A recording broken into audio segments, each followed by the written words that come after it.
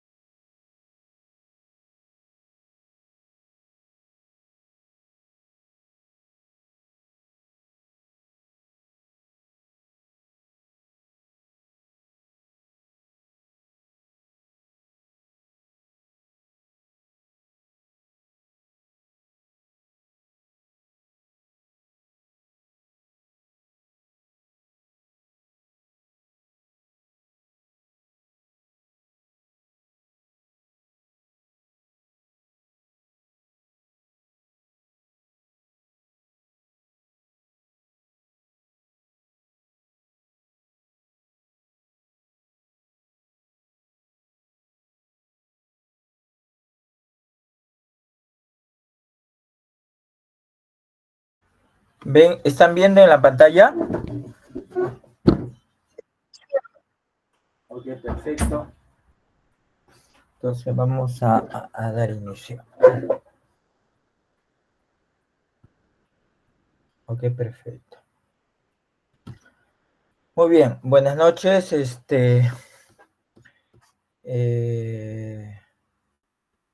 Yo soy el doctor Castro, asistente de plástica de acá del servicio del Hospital Revaliati. Y yo tengo la subespecialidad de oncoplástica mamaria, o sea, soy cirujano plástico general, he hecho 2 subespecialidades, que es cirugía estética general, pero específicamente cirugía de contorno, rinoplastia o cosmética mamaria. Aparte he hecho una subespecialidad que es oncoplástica mamaria. Entonces, ¿por qué le menciono eso? Porque dentro de las malformaciones congénitas de la cara, o sea, dentro de la patología quirúrgica de la cara, lo podemos dividir en una patología congénita y una patología adquirida. Dentro de las patologías quirúrgicas de la cara congénita, básicamente es tratado por cirugía plástica pediátrica. ¿Ok? Y dentro de la patología quirúrgica adquirida de la cara, básicamente es toda reconstrucción relacionada con la cara, que puede ser postraumática, ¿ok? O relacionado post-excisión de tumores de cara, tanto benigno como maligno, ¿ok? Entonces, y generalmente la reconstrucción, la patología quirúrgica de la cara adquirida, tanto postraumática, que puede estar asociado con pérdida de tejido blando o lesiones del esqueleto macizo facial, lo aborda cirugía plástica maxilofacial. ¿Ok? Entonces, y la patología adquirida post recesiones tumorales malignas, la reconstrucción se hace básicamente con colgajos, que ustedes ya lo han estudiado y que lo hace cirugía plástica. Por ejemplo, en el Hospital INEM hacemos todo lo que es reconstrucción de oncoplástica de cabeza y cuello. Esa es la patología quirúrgica. En cambio, la patología quirúrgica de la cara congénita, todo es un mundo, es una subespecialidad que aborda la cirugía plástica pediátrica. Nosotros los cirujanos plásticos generales hacemos la residencia 3 a 4 años y el que quiere hacer la subespecialidad de cirugía plástica pediátrica tiene que salir fuera del país. No hay en nuestro país esa subespecialidad en forma escolarizada. Hay en Estados Unidos, hay en Brasil, en España, en otros países de Europa, en Asia. Entonces, tienen que hacer 2 a 3 años, en promedio 2 años. Entonces, después de 5 años de estudiar cirugía plástica y cirugía plástica pediátrica, ese es el recurso humano, ese es el profesional entrenado y capacitado para abordar la patología quirúrgica congénita de la cara. ¿Ok? Nosotros, en nuestro hospital, el servicio de cirugía plástica en este momento tiene una cirujana plástica que sí ha hecho la subespecialidad de cirugía plástica pediátrica en Estados Unidos, ¿okay? Que se dedica, que es la doctora Carolina Romero, que fue nuestra ex residente. Entonces, ¿esto a qué conlleva? De que si ustedes ven un niño con malformaciones congénitas de la cara, lo debe tratar un cirujano plástico pediatra. Si ustedes me dicen, doctor, ¿usted trata patología quirúrgica de la cara en su hospital? Casi no hacemos. Yo personalmente no, porque no he hecho la subespecialidad de cirugía plástica pediatra. ¿Puedo tratar la patología quirúrgica de la cara adquirida? Sí. ¿Con qué? Con colgajos. Ya ustedes han hecho el tema de colgajos. ¿Ok? Ok, muy bien. Entonces, para que vean que la cirugía plástica como especialidad cada vez se va especializándose, subespecializando y haciendo sus subespecialidades. Las grandes especialidades, subespecialidades que tiene la cirugía plástica, uno es la traumatología, que es cirugía de quemados y tratamiento de secuela, ¿ok? La otra subespecialidad es microcirugía. La otra subespecialidad es cirugía de mano y extremidades. La otra subespecialidad viene a ser la cirugía plástica pediátrica, ¿ok? Eso. Y ahora una subespecialidad que está apareciendo en estos tiempos es la cirugía de transformismos, que se ha desarrollado mucho en el Asia, ¿sí? Esta cirugía de transformismo a partir del año 2015 es la subespecialidad de cirugía plástica que está en un crecimiento acelerado. Mujeres que quieren ser varones, hombres que quieren ser mujeres, hombres y mujeres que quieren occidentalizar la cara, transformar el tórax, hacer muchas modificaciones corporales y eso engloba la cirugía de transformismo, ¿ok? Que está en boga y en crecimiento acelerado. Entonces, y dentro de las subespecialidades de cirugía plástica, está, por ejemplo, una subespecialidad de la cirugía plástica, la cirugía oncoplástica general, que trata en forma general todos los defectos de tejido blando por recesiones de cáncer. Pero dentro de esa subespecialidad de cirugía plástica hay una subespecialidad que es la oncoplástica mamaria, que solamente nos dedicamos a todas las secuelas que deja una mastectomía por un cáncer de mama o otra patología quirúrgica que conlleva la amputación de la mama. Entonces, para que vean que la cirugía plástica cada vez es mucho más compleja, mucho más amplia. ¿Y qué no decir de la cirugía plástica estética, que es una subespecialidad? Yo he tenido la oportunidad de hacer 2 años, aparte de acabar cirugía plástica general, la subespecialidad en cirugía estética fuera del país, porque aquí no lo podemos lograr. y otras subespecialidades que lo he hecho. Entonces, una especialidad que demora mucho, de muchos años para conseguir un nivel y un entrenamiento, y cada vez hay nuevos avances y permite que estemos en constante actualización y entrenamiento. Motivo por el cual es importante esto para que nuestros pacientes cada vez tengan un servicio de mejor calidad y busquemos nuestros resultados se maxifiquen cada vez que tratemos pacientes. ¿Ok? Muy bien. Entonces, ya más o menos en forma general, ustedes tienen, entonces nos evocamos a la cirugía plástica pediátrica. No lo hago yo, pero sí como conocimiento general sí lo tengo. Y dentro de las malformaciones congénitas, el 80% de las malformaciones congénitas que ocurren en el ser humano son malformaciones craneofaciales y cervicales. Y un 20% está en el resto de las malformaciones torácicas, de extremidades, abdominales, renales. Entonces, las malformaciones más frecuentes, ¿ya? En los recién nacidos son las malformaciones craneofaciales y cervicales, ¿ya? Esas son preguntas de examen que lo tienen que tener bien claro. Y la pregunta, siempre he dicho, ¿y por qué?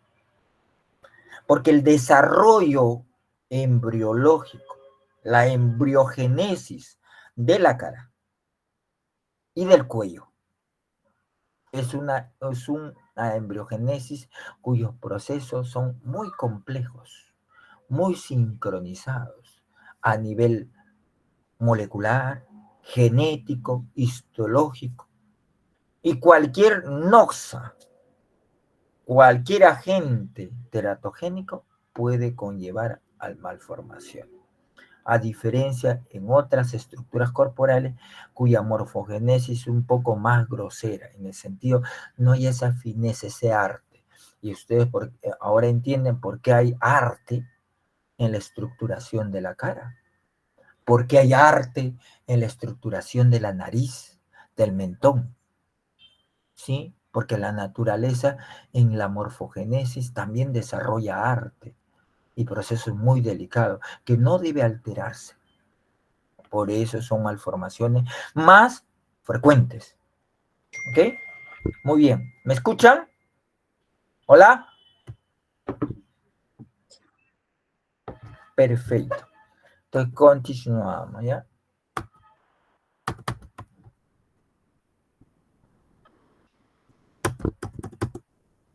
Ya quedaba, a ver. Ya. Entonces vamos a tratar las malformaciones congénitas de la cara. Y cuando hablamos de malformaciones congénitas de la cara, básicamente nos referimos a malformaciones craneofaciales, ¿ok? Y se define congénita porque generalmente se descubre al momento del nacimiento. Más o menos este concepto está cambiando. Acá en el Perú casi el 90% se descubren al momento del nacimiento. En Lima, en provincia estamos hablando que el 95% de las malformaciones se descubren al momento del nacimiento, motivo por el cual ustedes cuando hagan su internado o lleven pediatría, aprendan muy bien el examen del recién nacido. Evalúen muy bien a un recién nacido o a un neonato, ¿ok? Sean muy meticulosos para descartar cualquier malformación craneofacial. Doctor, ¿y por qué? Porque casi del 70-80% de las malformaciones que son cráneos cervicales. Sean meticulosos, ¿ok? Muy importante. En otros lugares del mundo, estamos hablando aquí nomás, aquí cito Chile, Colombia, Brasil, qué no decir Estados Unidos, México, Inglaterra, Europa, más o menos, casi estamos hablando que entre 40 y 50% de las malformaciones congénitas se hacen al momento del nacimiento y más del 50% antes del nacimiento. Eso es sumamente importante, porque una malformación detectada durante el embarazo, básicamente en la etapa fetal, nos conlleva a tomar muchas decisiones. Si esa malformación puede conllevar a compromiso de la vida del feto, se toma decisiones. Si esa malformación es muy severa y hace que se termine el embarazo, prepara el equipo multidisciplinario para que ese niño no tenga problema al momento del nacimiento o los primeros meses de su vida, preparándolos para la cirugía. Entonces, todo un equipo multidisciplinario se prepara para abordar este nacimiento con malformaciones craneofaciales, en la cual se insertan también en ese equipo profesional psicólogos, psiquiatras, terapistas de familia, eh, eh, para preparar también el entorno familiar y tengan una aceptación que al momento venga este producto con malformaciones craneofaciales, tengan una conducta positiva para abordar todo el tratamiento. Es otro mundo, señores. En cambio, aquí en el Perú, casi todos, más del 95% al momento del nacimiento, y no se preparó todo un equipo multidisciplinar. Es otra realidad, muchachos. Entonces, mediante ecografistas fetales que hacen morfología fetal, que una ecografía que se toma entre la 20 y 21 semanas, se puede detectar malformaciones craneofaciales. Acá en el Perú, la maternidad del Baiza, el hospital Revaliati y quizás algunos otros hospitales existen expertos, ecografistas que hacen morfología fetal para encontrar malformaciones. Y en otras partes del país, en otros hospitales, no hay expertos. ¿Ok? Por eso yo creo que este problema de malformaciones debe ser considerado como un problema de salud pública. ¿Ok? Y estas malformaciones craneofaciales, muchachos, está relacionado con una alteración de tipo aplásico, hipoplásico, hipotrofia, ¿ok? Tanto de los tejidos blandos de la cara, ¿ok? Y o del esqueleto macizo facial, ¿ok? Y cuando hablamos de la cara, estamos hablando básicamente del tercio medio y del tercio inferior. A esa estructura se le llama el esplenocráneo.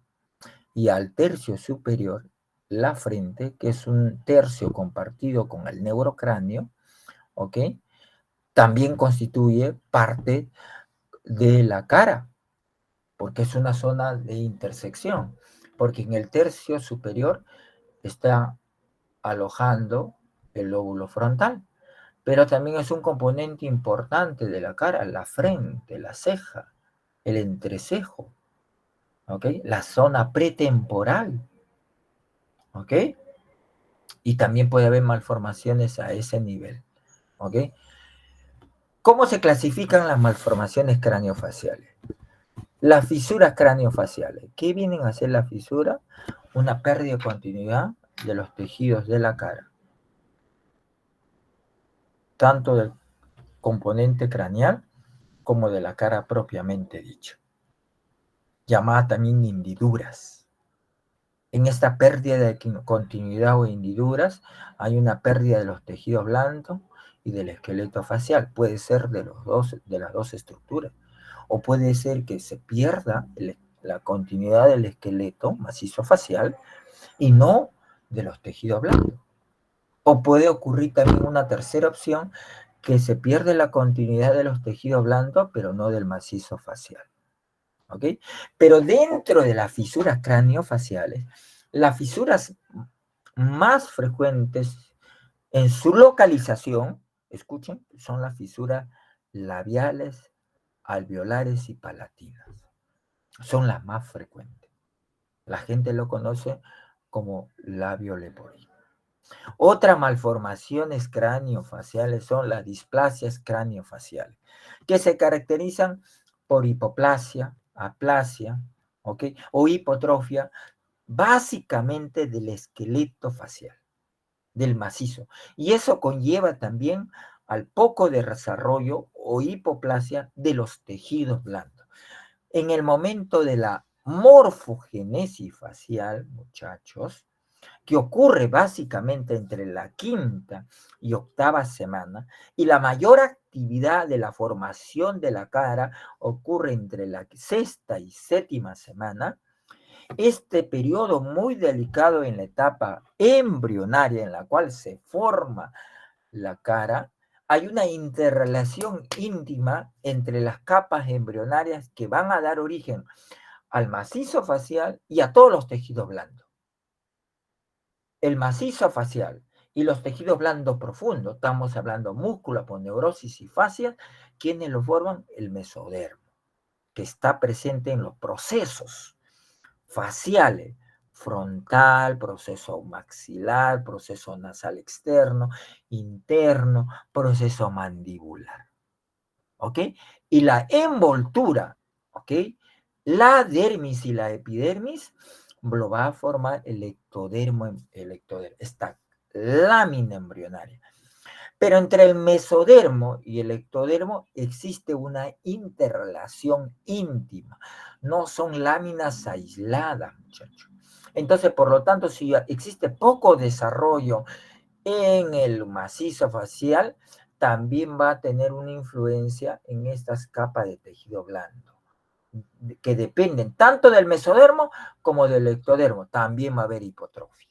Entonces, en las displasias craneofaciales no solamente son los huesos, sino los tejidos blandos que están por encima de ese hueso hipoplásico o aplásico. ¿Ok?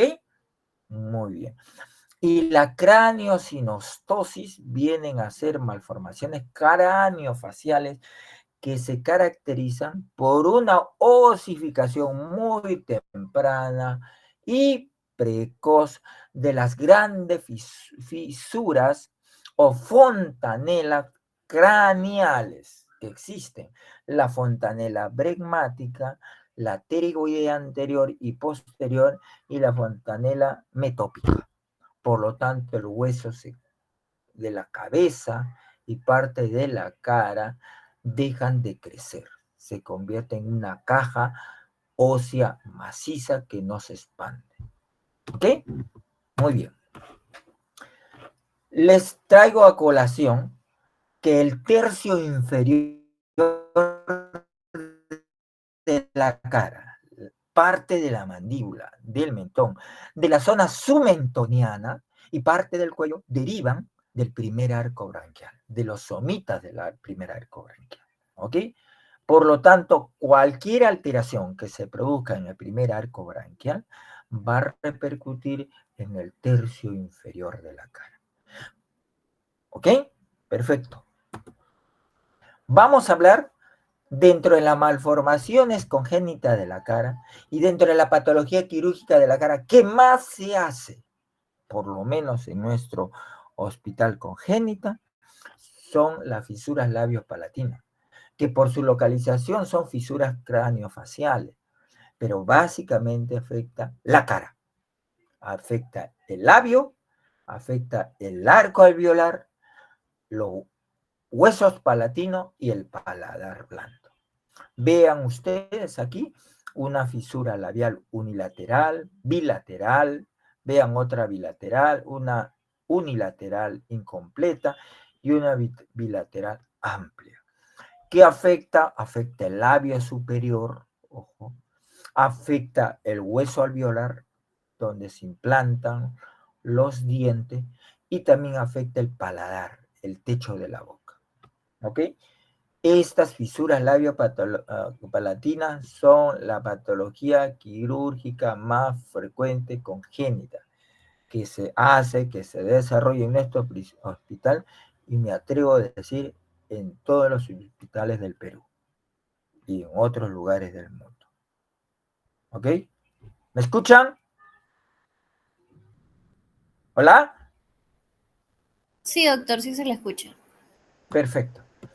Vean aquí que aparte del componente alveolar labial, existe la afección del paladar. El paladar duro y el paladar blando, vean aquí. ¿Ok? Esta es una fisura que afecta parcialmente el paladar duro, pero en su totalidad el paladar blando. La úvula está partida. Aquí afecta todo el paladar duro, paladar blando y el arco alveolar. Por eso es sumamente importante que a veces hay pacientes que no pueden tener fisura labial y ustedes le examinan al momento del nacimiento con baja lengua el techo de la boca, porque es una de las malformaciones congénitas más frecuentes, pueden encontrarse con una fisura palatina. Muy bien. Vean ustedes este niño, una fisura labial incompleta. Acá no se ha desarrollado todo el labio, tiene también una fisura alveolar incompleta y esta porción de tejido que se encuentra por debajo del piso de la fosa nasal derecha se llama banda decimolar. Y vean que no solamente está afectando el labio, también afecta la nariz del lado de la fisura. Vean esta nariz, miran el ala nasal. Esta ala nasal tiene un contorno. Miran acá, esta ala nasal está primero alargada. Y si ustedes trazan una línea de acá hasta acá, esta ala se debía haber implantado aquí. Su implantación es mucho más alta.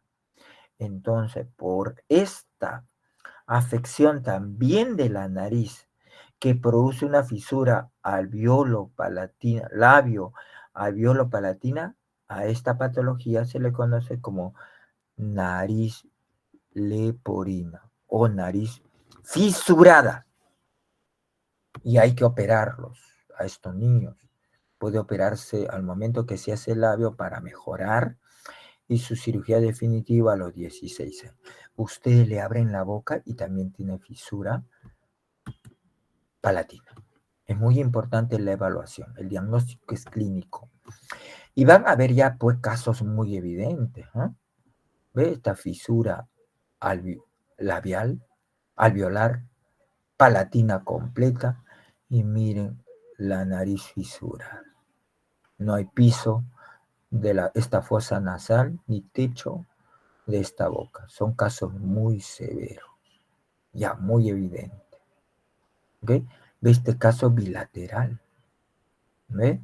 Afectado, ha partido al labio en dos zonas, tanto derecho como izquierda, y también el paladar. Y esta porción que se llama es la premaxila. La premaxila es un componente del paladar duro. Y por delante de esta zona existe el prolabio. El prolabio va a formar el arco de Cupido, los filtros, también está afectado.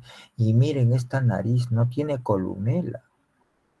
La columena es corta. Las alas, mira, acá la columena está rotada, está desplazada. Qué complejo es, ¿eh? La reconstrucción, por eso debe ser gente entrenada. Mira, una fisura también bilateral con problema del prolabio, esta más amplia, esta más estrecha.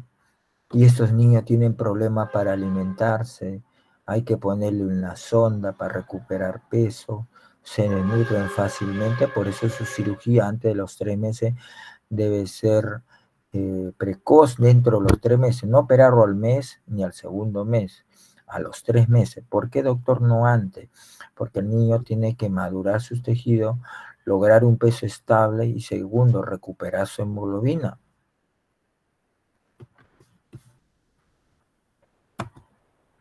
¿Cómo se llama la cirugía de los labios, de la fisura labial? Queiloplastía. ¿Ok? Puede ser una queiloplastía cuando se hace por primera vez primaria. Cuando se opera por segunda vez para mejorar una queiloplastía que no ha sido hecha adecuadamente o ha sido realizada por un cirujano plástico general, queiloplastía secundaria. Esta es una fisura bilateral. Mira, existen técnicas de colgajo para reconstruir el vermellón seco, húmedo, el arco de Cupido, los filtros.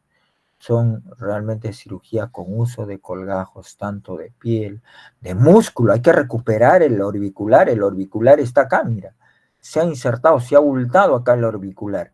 Hay que liberar el orbicular y reposicionarlo para que el niño haga el mecanismo de la succión, el mecanismo de poder hablar, utilizar el cinche del orbicular que participa en la fonética, muy importante.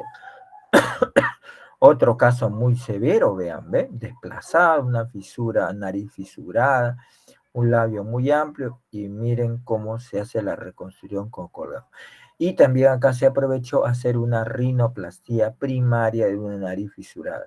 Generalmente no se cortan nada, solamente se reposicionan los cartílagos para no generarle o agregarle cicatrices a esa nariz, porque cuando se opera a los 16 años tengamos un área no lastimada, no distorsionada y poder hacer así una rinoplastía estética en estos pacientes.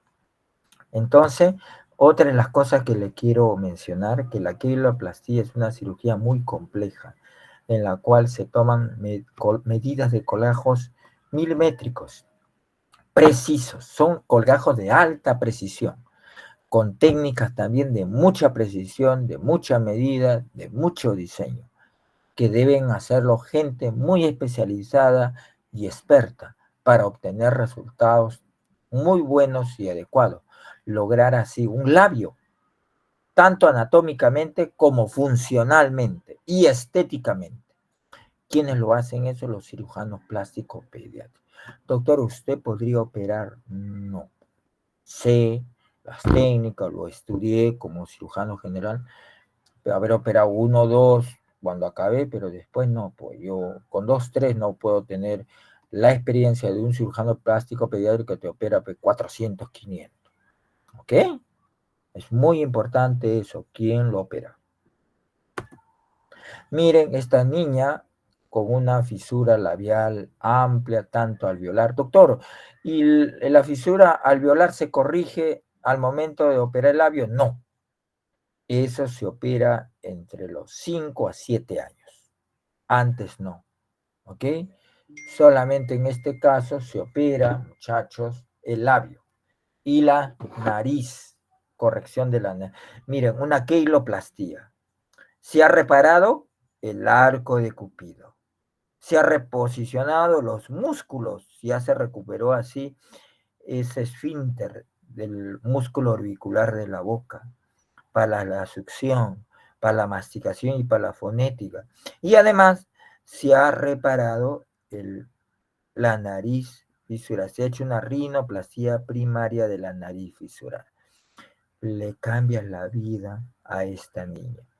Su fisura alveolar se hará a los 5 o 7 años y al año se opera su fisura palatina.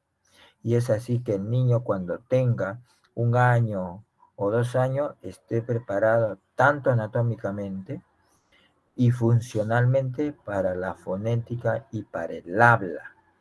Y de esa manera estos niños no tengan ningún estigma cuando lleguen al colegio. 5 o 7 años hablen sin ningún problema. Por eso, muchachos, es importante que estos niños sean operados por cirujanos plásticos pediatras, quien organice un equipo multidisciplinario en un hospital donde exista médicos especialistas, aparte del cirujano, un buen terapista de lenguaje, un buen foniatra para manejar los músculos de la fonética, también un buen otorrino, un maxilofacial, una buena nutricionista y un buen odontólogo pediatra para recuperar y esos niños se inserten sin ningún problema.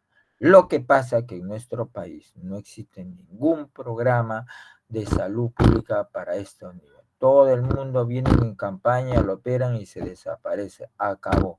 Todos piensan que con poner punto y cerrar no es así, muchachos. La cosa debe hacerse seria. Y en estos tiempos cada vez peor. ¿Qué no decir? Que del año pasado para este año han aumentado 800.000 niños con anemia. Y muchos de los factores epigenéticos que incrementan esta malformación es la desnutrición, la anemia, infecciones virales de las madres gestantes. La gran mayoría de estos niños nacen en zonas con alto índice de pobreza. ¿Ok? Entonces, lamentablemente, la salud pública en nuestro país ha quedado totalmente abandonada. Entonces, no hay toda una política que encamine a generar un programa nacional de fisura labiopalatina. Y ahora en estos tiempos cada vez peor, muchachos. Nosotros a través de salud y la unidad se hace lo que se pueda. ¿Ok? Ojalá que el servicio de cirugía plástica en nuestro hospital siga creciendo. Se necesita por lo menos un par de cirujanos plásticas pediátricas. Ustedes, si alguien quiere hacer cirugía plástica, hagan eso porque se necesita en el país. Ahora le voy a hablar de la estadística, que es una catástrofe. ¿Ya? La otra de las malformaciones congénitas de la cara, muchacho, es esta estas displasias craniofaciales. Les hablé que estas displasias se caracterizan por una hipoplasia, atrofia o aplasia, tanto del esqueleto como de los tejidos blandos. Generalmente puede darse unilateral o en algunos casos poco frecuentes bilateral.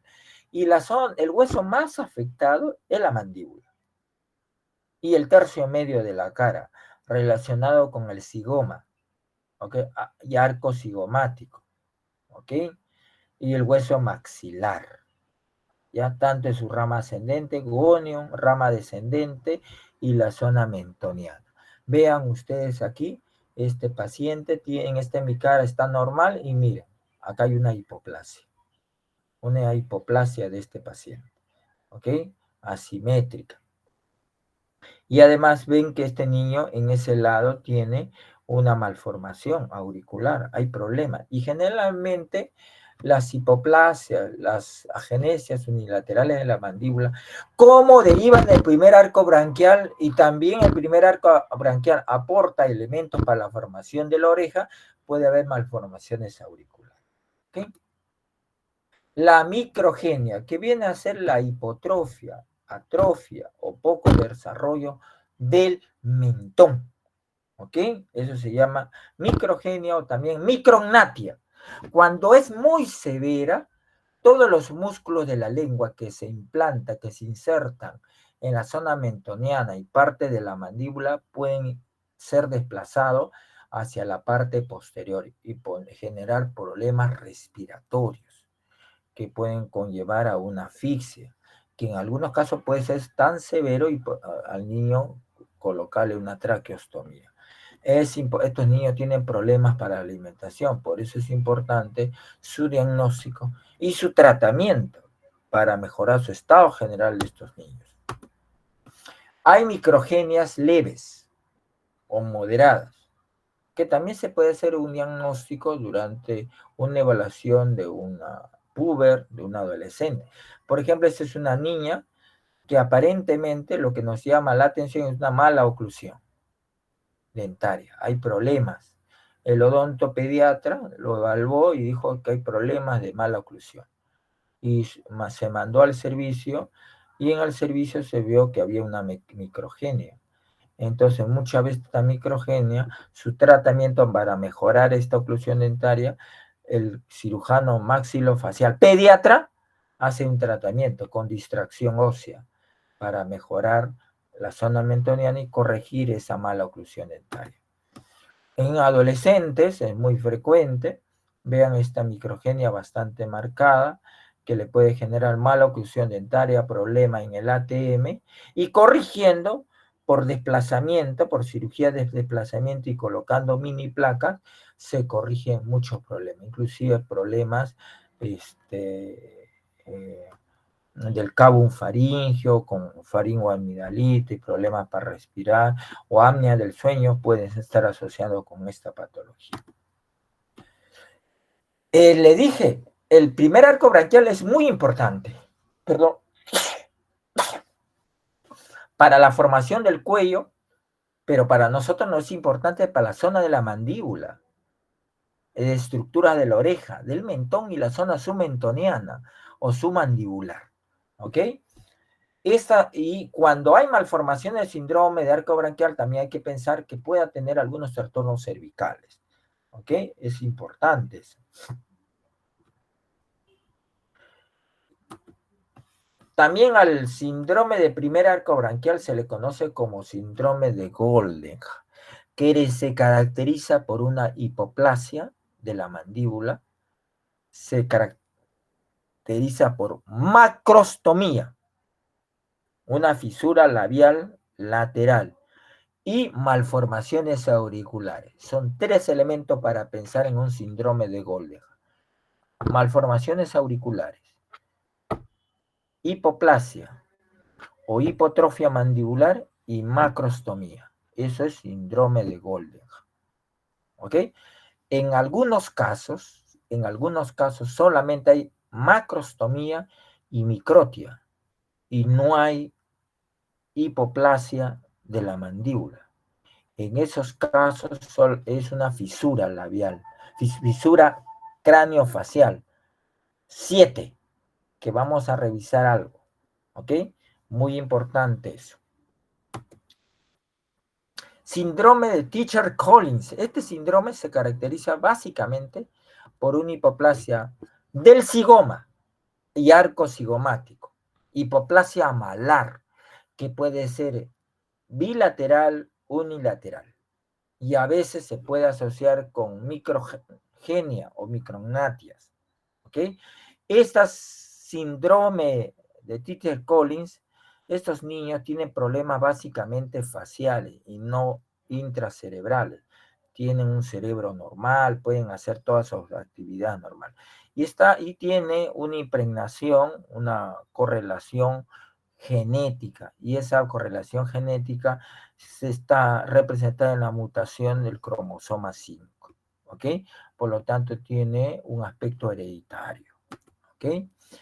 El tratamiento, si es que es muy severo, si estas hipoplasias están relacionadas con una microgenia bastante marcada, en el momento del nacimiento estos niños pueden tener problemas para respirar. Y en esos casos hay que hacerle traqueostomía. Estos niños pueden tener problemas oculares porque hay hipoplasia del cigoma, el piso de los ojos está pequeño y deprimido. También pueden tener problemas auditivos, ¿ok? Que pueden estar con una sordera, ¿ok? Y básicamente su reconstrucción de estos casos es multidisciplinario, no solamente una cirugía, hasta mejorarle un poco el contorno de la cara y preveniendo básicamente algunas otras patologías, oftálmica, patologías auditivas, que muchas veces si no se tratan, estos niños acaban con estos problemas. Este es un síndrome de Treacher-Collins, hipoplasia malar, cigomática, ¿ya? Puede haber también problemas auditivos, mira, problemas en el piso de la boca. Puede haber microgenia. Si es severa, a veces necesita apoyo de traqueostomía. Puede en bilateral, puede ser unilateral, pero generalmente de bilateral, ¿ok? Estos niños pueden ver con problemas auriculares también muy marcados. Son niños que realmente pueden desarrollarse y la cirugía los mejora para su integración social. El síndrome de Pierre-Robin es un síndrome que se caracteriza por una microgenia así grave y severa. Prácticamente no existe mentón o la rama horizontal del hueso maxilar se ha desarrollado muy escasamente. Estos niños todos presentan un enorme problema para respirar al momento del nacimiento, ya que la lengua y todos los músculos se van al cabo faríngeo, produciendo dificultad para respirar. En esos casos, muy importante que estos niños cuando se le recibe al momento del nacimiento, se le ponga en posición vertical.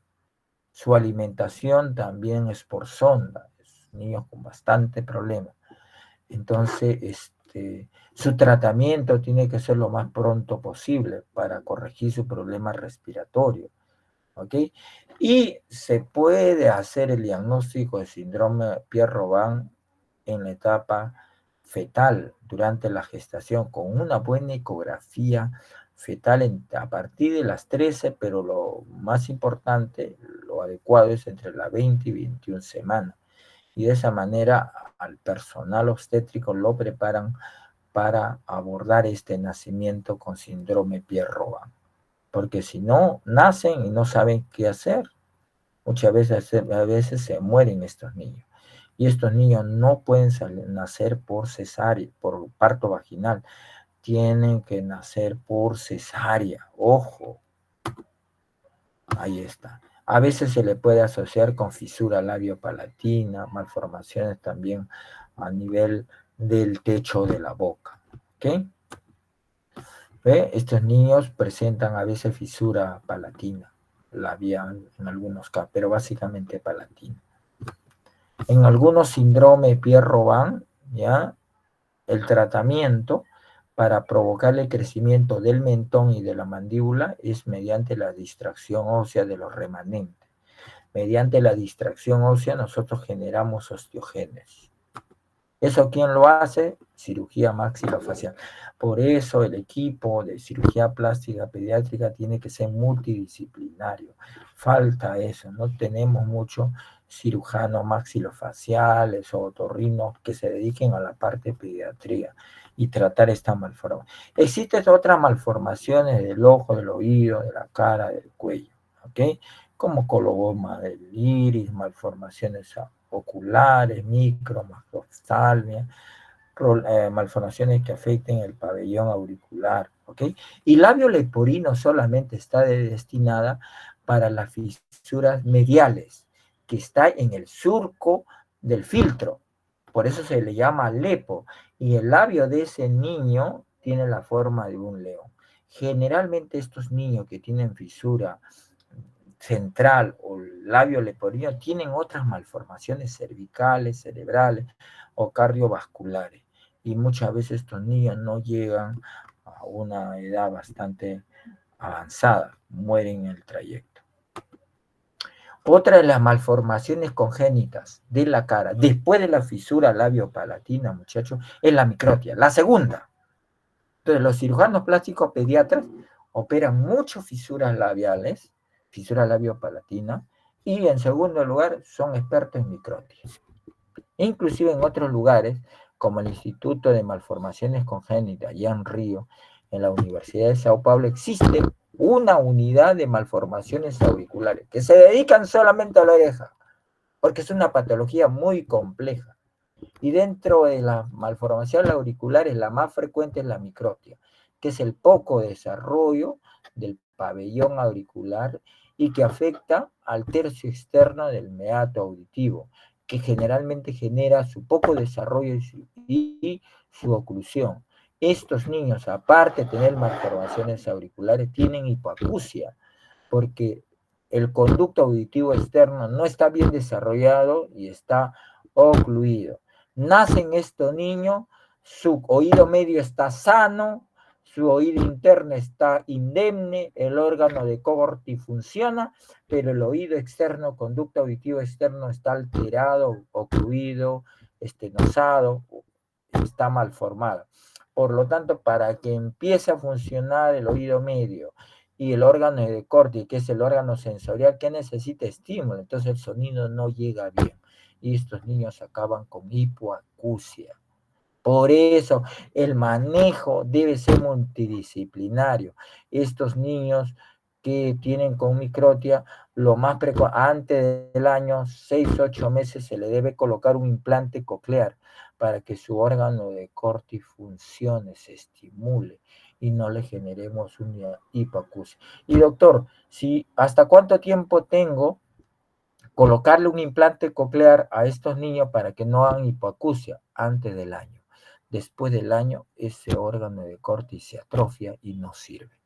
Por más implante coclear, ya no tiene utilidad.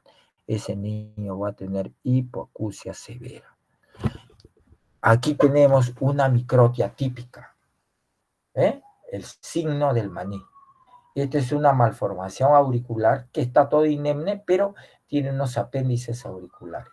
Aquí también apéndices auriculares. Esta es una microtia parcialmente, llamada microcriptotia, ¿ya? Que también acá estamos viendo, un momento, la batería. ¿Me escuchan? ¿Hola? Ok. Muy bien. Entonces, aquí es una microcriptotia, porque ha querido desarrollarse, pero no ha desarrollado totalmente, básicamente, el hélice y la raíz del hélice, y mira, el meato está ocluido. Esta es una microtia típica, una microtia severa, y en algunos casos, ausencia de la oreja, anotia. ¿Qué deben conocer sobre la microtia? Importante que la microtia es una malformación congénita que ocurre entre la sexta y octava semana de vida embrionaria. Esa es la etapa, séptima semana básicamente, en la cual se forma la oreja. ¿Ok? La oreja se forma de los tres arcos branquiales, de los somitas, de los famosos arcos branquiales. ¿Cuántos somitas? Del primer arco branquial sale dos somitas, del segundo dos somitas y del tercer dos somitas. 6 somitas, isla de somitas, migran hacia la zona donde va a ser la futura oreja y ahí se organizan y esa organización de los somitas van a dar origen a la estructura de la oreja. Por ejemplo, los dos primeros somitas van a dar origen el trago y la raíz del hélice. Del segundo arco branquial va a dar origen al antihelix y parte de la concha.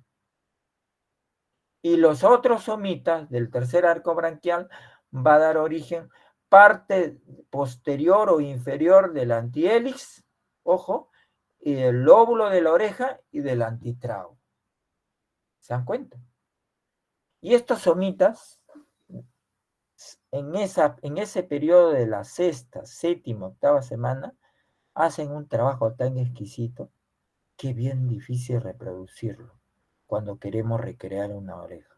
Primero, crean un cartílago tan complejo en depresiones, en elevaciones, en ángulos, en facetas, que dan unas sombras y luminosidades. El cartílago de la oreja es un cartílago muy complejo en su estructura. Es elástico, delgado, tiene muchas superficies talladas por la naturaleza. Y además, esta piel de la oreja es una piel muy delgada, que tiene una dermis fina y una capita de tejido celular sumamente delgadito, que se acomoda a toda esa superficie tan irregular de depresiones, de elevaciones, de concavidades, de convexidades, de trapecios que vienen a ser la oreja. Por eso digo la naturaleza. Por eso cualquier noxa que ocurra en ese periodo se altera todo. Son elaboraciones mágicas embrionarias que hace la naturaleza para hacer una oreja. Por eso la reconstrucción de la oreja es sumamente complicada.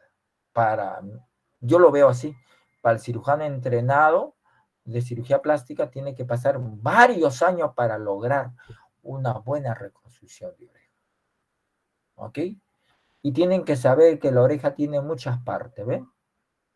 Trago, antitrago, hendidura tragal, la concha, mira, la raíz, el hélix, la escafa, la fosa navicular, el antihélix, ¿ok?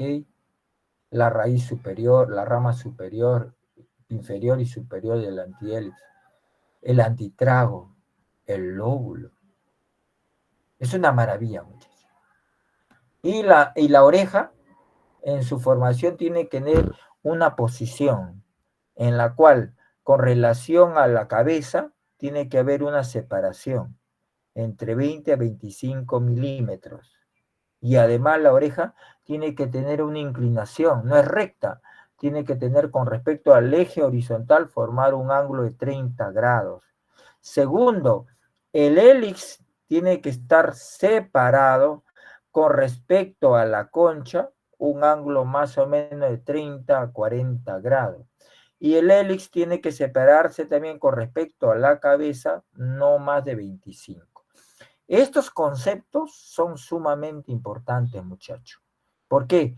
porque al momento de la reconstrucción se tiene que utilizar. Y segundo, cuando nosotros hacemos una otoplasía estética para aquellos pacientes que tienen una oreja normal, pero tienen una oreja grande, separada, oreja de Dumbo, oreja en asa, especialmente las chicas que no se pueden colocar una vincha porque se ven unas orejas separadas. Lo que pasa es que se separó mucho. Si tú le mides el espacio entre la zona mastoidea y el hélice, tiene 30, 35 separado. Y el ángulo lo tiene muy abierto, 50, 60. Entonces, a esta señorita hay que hacerle una autoplastía estética. A mí me encanta hacerlo. Si alguien tuviera con gusto hacer esa cirugía estética. Yo digo, la cirugía plástica reconstructiva y la cirugía estética es una cirugía de geometría, de mediciones. Nosotros, los cirujanos plásticos y los que están rotando, por lo menos en mi hospital se habrán dado cuenta, y los que han entrado a sala. ¿Quiénes han entrado a sala? ¿Está la señorita Jocelyn? ¿Hola? ¿Hola? ¿Me escuchan? ¿Quiénes están de mi grupo? Estoy yo, que soy Mayra. ¿Me has visto en sala de operaciones? Sí, doctor. El ¿Qué es lo jueves que ingresamos. hago? ¿Qué es lo que hago? Pinto, dibujo, ¿sí o no? Un arte, doctor. ¿Ah? Es arte lo que realiza, doctor. Es pintura, simetría, es geometría, es ingeniería, planos, ángulos, dimensiones. Eso es la cirugía plástica. ¿Ok? Es una pasión. Entonces, y uno empieza a entender ya cuando se mete en este mundo de que la naturaleza es una ingeniera para hacer cosas, tanto en la nariz, en la cara, en las mamas, en los lugares donde estemos. ¿Ok? Muy bien. Seguimos, continuamos. Y la reconstrucción de la microtia se hace con cartílago, pero lo ideal sería cartílago elástico. En otros lugares del mundo, muchachos, hay los institutos de cirugía regenerativa, de medicina regenerativa, están creando cartílagos elásticos mediante los improntas biológicos, estas impresoras 3D biológicas con células autólogas mesenquimales. Algún día llegará acá, pero todavía no tenemos. ¿Qué es lo que hacemos? La reconstrucción, esta es una microtia, el signo del maní, mira, o es un manicito. Esto es los cartílagos que están dentro son pequeños, poco desarrollados, remanente, no sirve. Lo tenemos que retirar y reemplazarlo por un marco cartilaginoso de la oreja, pero elaborado con cartílago hialino. ¿De dónde se saca? De los arcos costales. El de la costilla tiene una porción, que son cartílagos costales, que le permiten su unión al esternón. ¿Qué costilla sacamos? Lo sacamos la octava y la novena costilla. De esa octava y novena costilla lo sacamos sus cartílagos costales y elaboramos el marco, elaboramos la antieli, la fosa navicular, la fosa la escafa, fosa escafoidea, el antieli, la raíz, el antitrago, el trago, la fosita, todo, y lo insertamos. Todo es una cuestión artística, detallado, son grandes escultores también estos cirujanos. Otra patología congénita viene a ser las apéndices auriculares, el tratamiento en la excisión. Se puede hacer después de los 3, 4 meses. Otras son las fístulas preauriculares, llamada también fístula auris congénita. El tratamiento no es quirúrgico, muchachos. Cuando ustedes tengan un niño, un recién nacido con una fístula preauricular, enseñar y educar a la mamá especialmente para que no lo toquen esa fístula, no se rasquen, no lo presionen, porque cuando lo presionen se va a inflamar, se va a obstruir este agujerito, porque ese agujerito tiene un conducto epitelial que produce sebo, se va a llenar el sebo, se va a infectar y va a ser un absceso.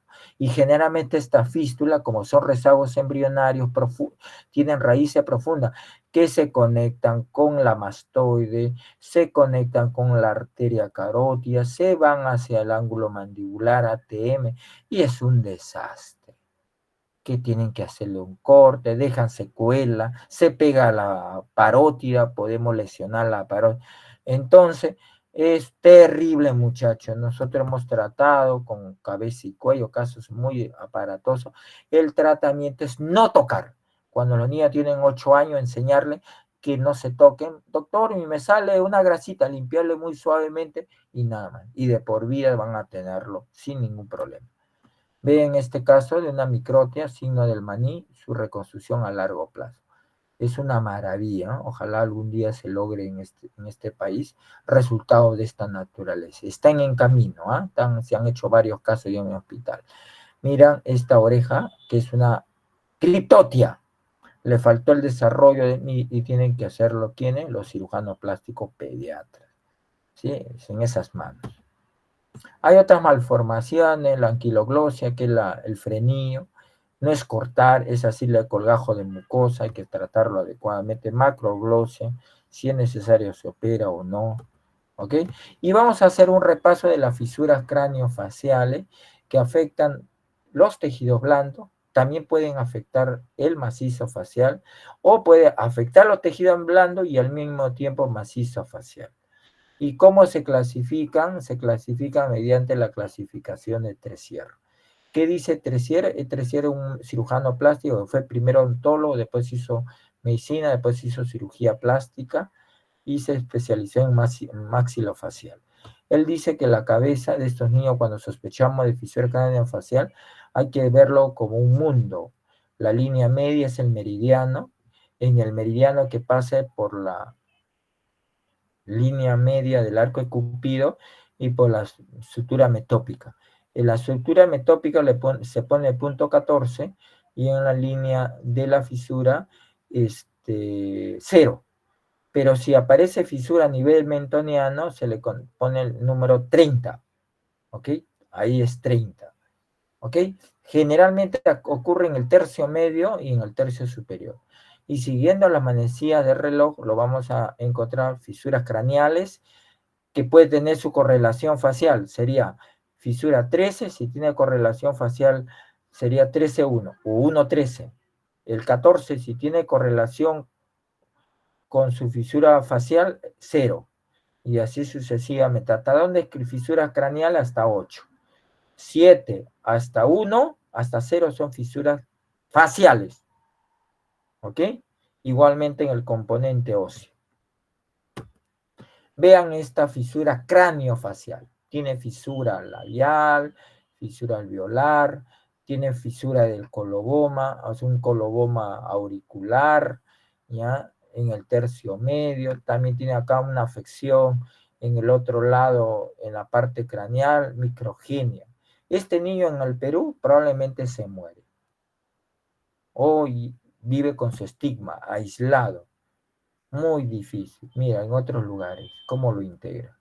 Manejo con oftalmólogos pediatra, neurocirujano, participan cirujanos plástica pediatra, participan otorrinos, maxilofaciales, todo. Mira, primero el oftalmólogo pediatra le puso una prótesis. Para colocarle la prótesis le ha creado un espacio. ¿Quién ha creado? Los oculoplásticos pediatras, con cirujanos pediatras. Luego, mira, le han reparado los cirujanos plásticos el coloboma del párpado inferior. Le han reparado labio, le han reposicionado hueso, osteogénesis con maxilofacial. Este niño se va al colegio sin ningún problema, recuperado. Como cuando se valora la vida, se valora la parte humana, a recurso humano. Cuando una sociedad se preocupa por la salud, la educación de las personas, es una sociedad humanística. Y los médicos, en una sociedad humanística, tenemos una labor sumamente valiosa, porque el 100% de nuestra carrera es humana. Preocupación por los pacientes. Esta es una fisura 0,14. ¿Por qué? Porque tiene en la parte facial, hay una fisura a nivel de la nariz, sería 0, y en la zona metópica ahí también se extiende, sería, en este caso sería 14. ¿Ya? Acabamos, el síndrome de Crusoe. Es una malformación que habíamos hablado que existe 3 malformaciones craneofaciales. Una craneosinostosis. ¿Qué pasó con este niño? La fontanela, bregmáticas, la pterigoidea y la metópica se osificaron antes de los 3 meses. Por lo tanto, el cráneo no se convirtió en una jaula o caja estática, no empezó a crecer. Pero como el cerebro sigue creciendo y los huesos de la cara, su centro de osificación, no se osifican, son blandos, ¿qué pasa? La masa cerebral desplaza los huesos de la cara, generando exoftalmo, ensanchamiento de la mandíbula, para que el cerebro tenga espacio en su proceso de crecimiento. Pero llega un tope, que si no tratamos a estos pacientes, las fuerzas internas hacia los huesos de la cabeza y de la cara empiezan a rebotar sobre el neocórtex, produciendo lesión de la corteza cerebral. Para evitar eso, señores, tenemos que tratar a estos niños. ¿Cómo? Con distracción ósea. Como ya se osificaron, ya no podemos. Distracción ósea, generar hueso mediante la tracción ósea.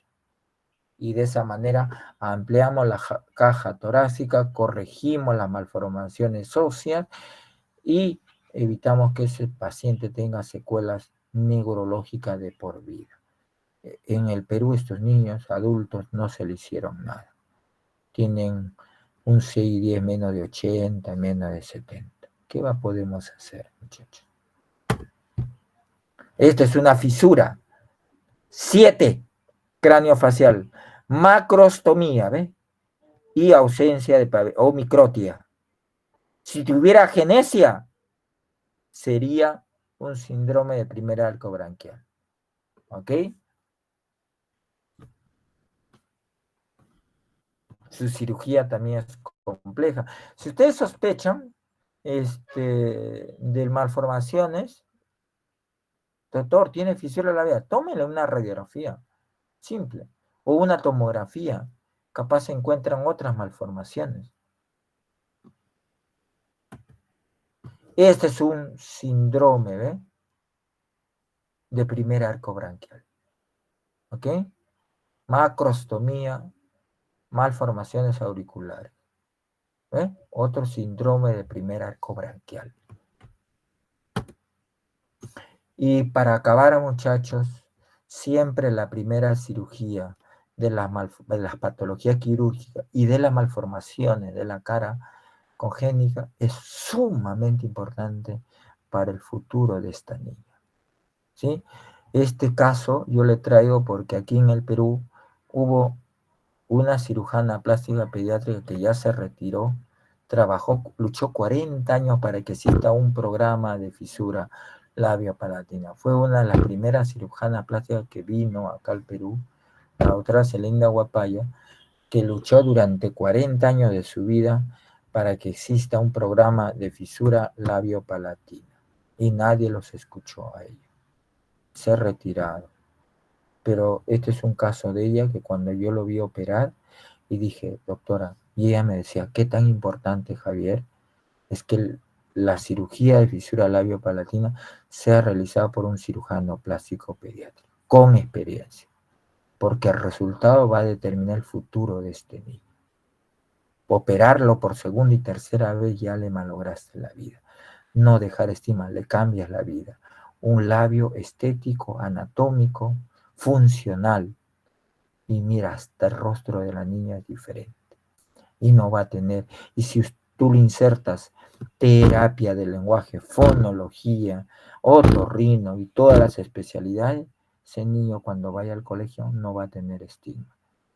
¿Ok? De fisura, labio palatino. Un sueño que ella lo logró particularmente. Y las malformaciones craneofaciales han existido de los albores de la humanidad.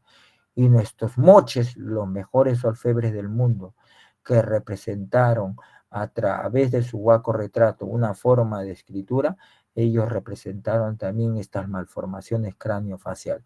Este paciente, este indio, este huaco retrato con una fisura craneofacial amplia, con malformaciones auriculares en una etapa adulta, llegó a la adultez, ¿ok? Siempre han existido en la humanidad. Y hasta ahora tenemos eso y no hacemos mucho. Y les dije, se puede hacer en etapa embrionaria para preparar el entorno familiar a los padres y al equipo multidisciplinario para su abordaje de estas malformaciones congénitas, especialmente la fisura. Y el manejo debe ser multidisciplinario, con una infraestructura hospitalaria adecuada, con un recurso humano altamente calificado, donde tenga facilidades de capacitación, de entrenamiento, un recurso humano que esté feliz, que se le reconozca con un sueldo adecuado y digno para ellos, para su entorno y su familia, para que solucionen todos los problemas de estas malformaciones congénitas y de esa manera tengamos niños que tengan las mismas oportunidades de los niños que nacieron sin malformaciones. Eso solamente se puede lograr en un programa nacional de fisura labiopalatina, pero con un compromiso político que venga con decisiones para aportar recursos en la salud de estos niños y de esa manera podamos tener un programa. Es un sueño. Lo que yo hablo suena utópico, pero si algunos de ustedes llegan a ser ministros o llegan a tomar decisiones, tienen esta oportunidad para hacer estas cosas y no lo que actualmente estamos padeciendo. Un falta de humanismo por parte de nuestras autoridades. Gracias. Muito obrigado, ok? Boa noite. Você tem uma pergunta ou pergunta?